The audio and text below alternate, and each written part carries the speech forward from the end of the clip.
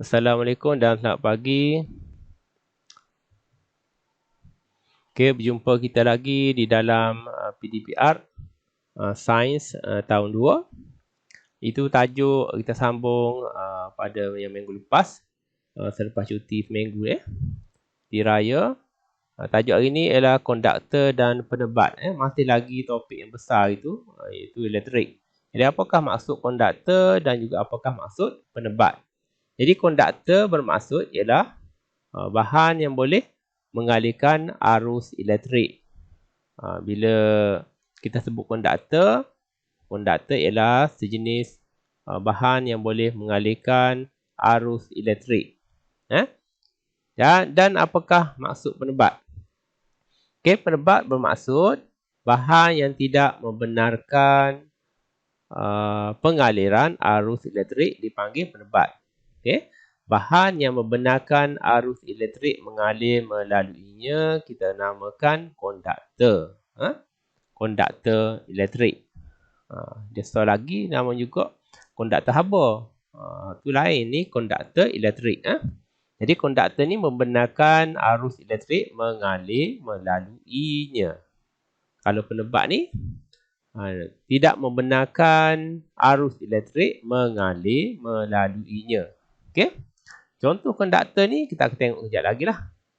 Di sini contoh-contoh bahan yang digunakan dalam eksperimen. Jadi sebelum tu kita tengok di sini.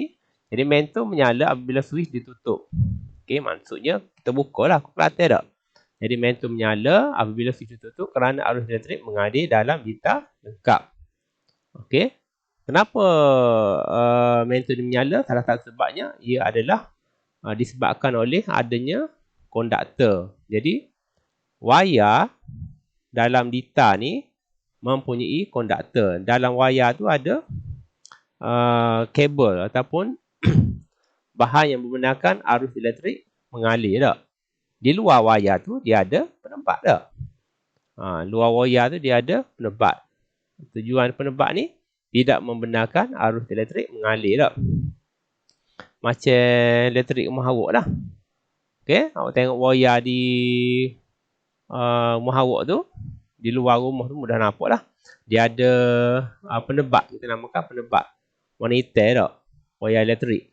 Tu mengelakkan daripada kita pegang boleh menyebabkan kita shock ataupun kena current tak.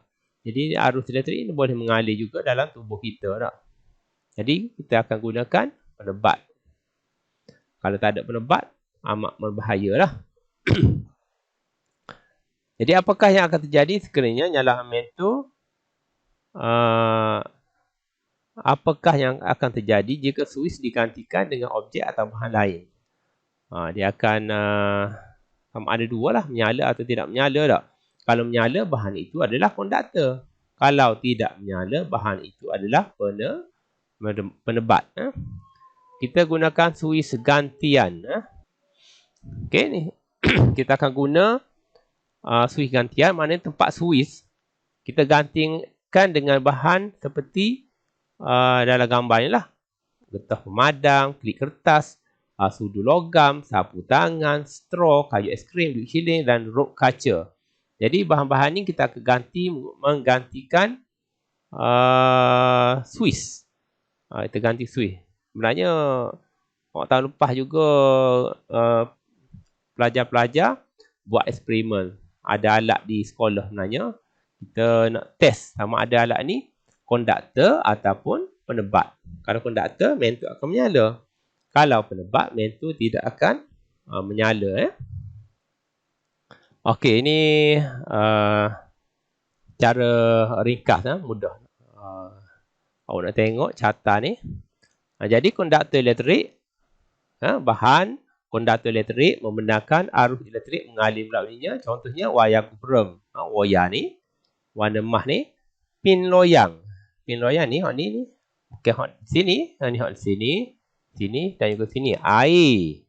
Air boleh membenarkan arus elektrik mengalir. Sebab itulah kalau kabel elektrik ni jatuh dalam air, awak akan terkena kejutan elektrik kalau awak duduk dalam air tu. Jadi amat berbahaya. Dan satu lagi ni, orang tak tahu ni, grafit. Bukan pensel ni, sini ni ujung mata pensel ni, kita namakan grafit ataupun karbon. Jenis karbon awak nulis tu. Kalau ujung belakang tu awak tajamkan macam ni juga, awak pergi cocok dengan alat elektrik, dengan wayar elektrik, awak boleh terkena renjatan elektrik. Jangan main-main, jangan cuba buat pensel ni, boleh mengalir elektrik. Dan penebat elektrik ialah bahan yang tidak membenarkan arus elektrik mengalir melaluinya. Jadi kebanyakannya penebat ni bahan bukan logam. Okey, seperti penyalut plastik ni, penyalut plastik.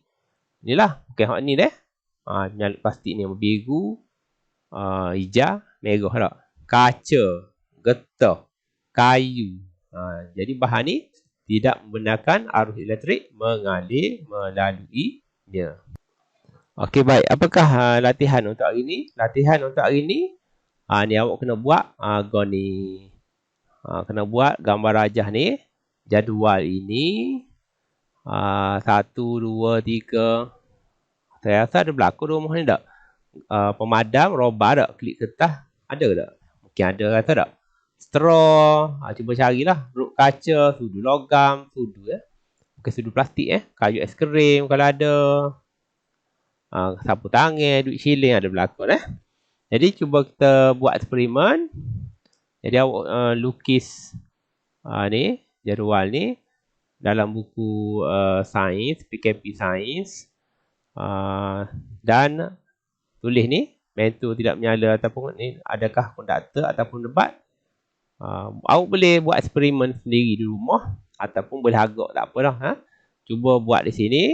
Jawapan kalau menyala, tulis menyala. Kalau tidak menyala, tidak menyala.